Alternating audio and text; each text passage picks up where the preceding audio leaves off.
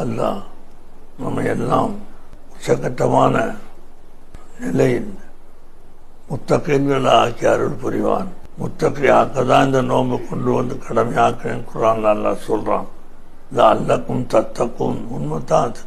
எப்படி முத்தகி ஆகுவது அப்படின்னு சொன்னா, நல்ல காரியங்களை செஞ்சு தீய காரியங்களை விட்டு விட்டு அல்லாஹ் ரசூலும் வெறுக்கிற காரியத்தை விட்டு விடுங்கள், அல்லாஹ் ரசூலும் விரும்புகிற காரியத்தை செய்யுங்கள்.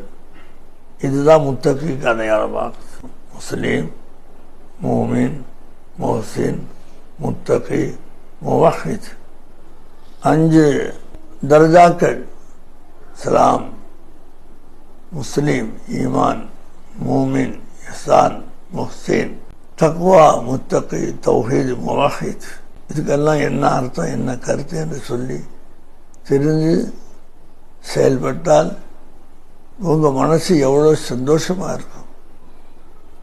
மாற்றமாக நீங்கள் செயல்படுறதுனால உங்கள் உள்ளத்தில் இருக்கக்கூடிய 100 போயிடுச்சு.